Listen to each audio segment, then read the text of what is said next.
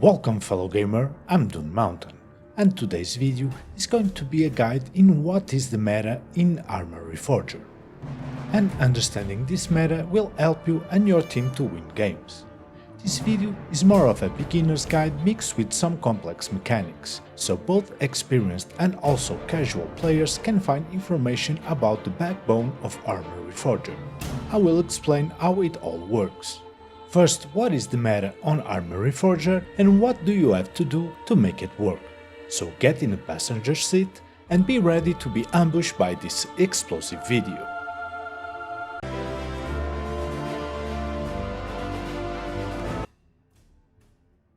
First, if you are a new player and you find this game too difficult, don't worry. Almost everyone thinks the same at first. Just give it time and don't try to rush before understanding the game. Arma Reforger is a milsim game, and the objectives of this game are easy to understand, but this game has a lot of game mechanics. Even that the majority of these game mechanics are straightforward, some mechanics can be more complex for new players. But because there's a lot to learn, you will also need a lot of time to learn them all. And we are lucky that this community is really helpful. So if you are in the game and you are struggling with something, just call for help and someone will answer your question. Now, Arma Reforger can be divided in three different stages. 1. The troops on the ground that try to attack or defend bases that you need to win the game. 2. Heavy armored vehicles like typhoons or attack helicopters that support troops on foot.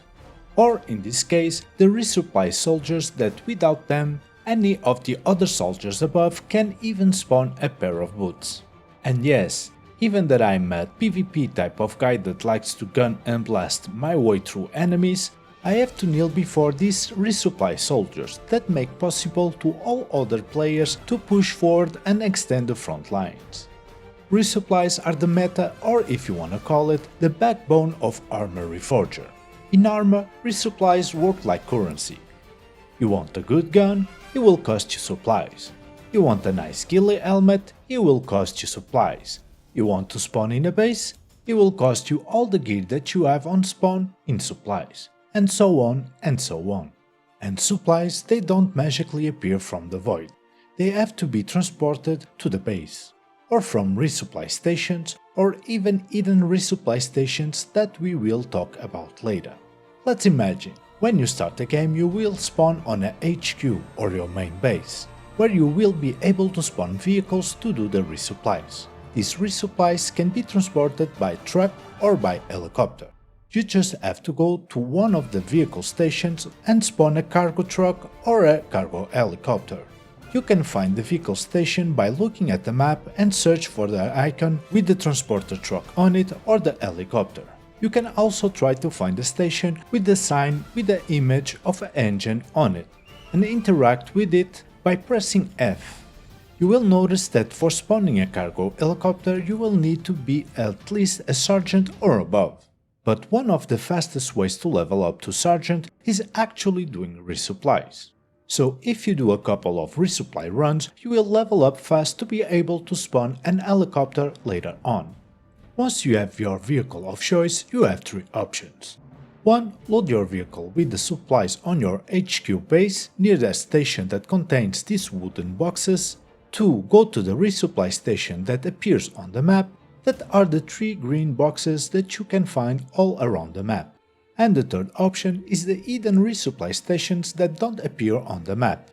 They are brown containers with a sign. If you find one of these hidden stations and you resupply there, it will be less probable to be ambushed by an enemy.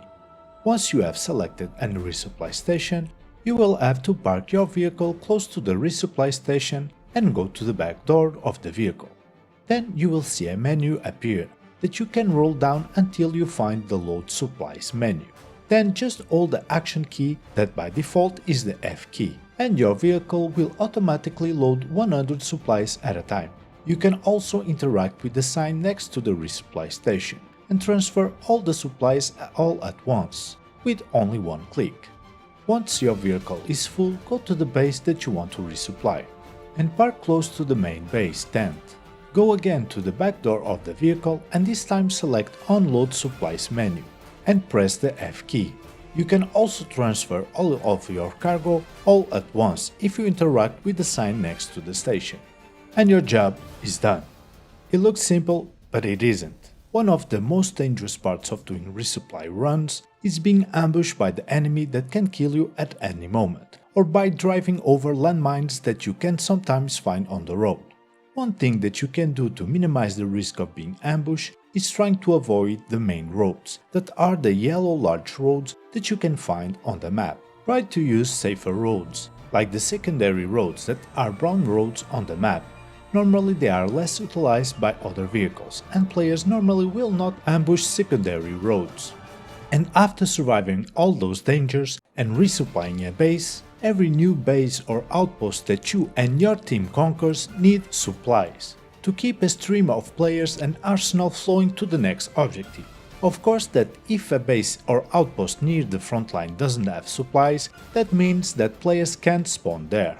And even if you go all the way from another base on foot or vehicle, first it will take a lot of time to travel to that base, and also you will not be able to spawn vehicles or even buy a new mag for your gun once you arrive, making the base more susceptible to be lost by an enemy attack, and consequently losing ground to the enemy.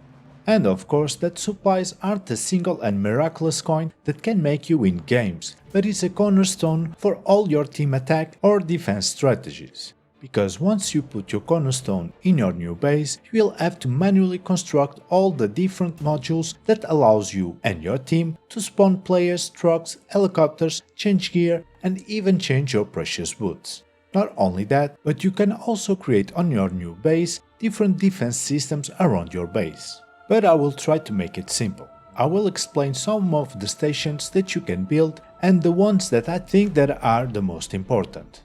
Like for example, creating a radio station is going to be one of the first priorities. Not only allows players to spawn on that base, but also connects all nearby bases and outposts in a radio connecting web. And having bases and outposts all connected is going to increase the number of places to spawn, and a larger area where you can use the radio communication system. And also when you have at least 2 or more main bases connected, these 2 bases will have a bonus supply that are created automatically every 5 seconds, without the need of resupplying the base yourself. More main bases connected, bigger the supply bonus is. Next, you can construct heavy and light vehicle stations and helipads that will give you and your team access to spawn vehicles, or to do resupplies, or to move troops into the front lines. You can also spawn air and ground support vehicles to support the on-foot attacks. And again, building an helipad will only be possible if you are a sergeant or a level above. Next, you should also construct fuel stations. Not only can be used to refuel vehicles, but also when you spawn a new vehicle, it will come with a full tank. Useful if you have to do multiple resupply runs. Next, you should build the living quarters. It reduces in half the cost of spawning on the base, making less necessary to do resupplies on that base. One way of making more money is wasting no money. Next, in main bases you can construct an ammo station, where you can create your loadout, buy more gear and also those shiny new boots. I would not construct an ammo station in an outpost. I think that is a waste of resources. Normally, when you create a loadout, you will not change your gear all the time, and the bases that you need to conquer to win a game are the main bases. And yes, the outposts are important, but they serve only to have a close spawn to quickly help a main base in case of an attack, or a closer spawn to attack an enemy base. One important fact that you have to know about building stations is that almost all stations that you build in a base will augment your resupply capacity. For example, if a base behind the front lines has a good stock of supplies on a standby, in case of need you can take those supplies and move them into the frontline bases. Or if you have to fall back, your base has a healthy stock of supplies to players to spawn and re-equip. These are the most important constructions in Arma Reforger to help you and your team to win a game. There are other constructions that I will explore in a future video, that can help troops to push the next objective, or simply defending the base that you just captured. and even prevent spawn kills, but to simplify this video I will not talk about them. Tell me in the comment section if I missed some important mechanic concerning all the resupply process, or some important station to build in a base. And I hope that you have enjoyed this video, and if so, please consider to leave a like or dislike on the video. And if you don't want to miss future videos and streams, please consider to subscribe to the channel. And I will see you on my next stream or video, but until then, have a nice day, good gaming, Toon Mountain out.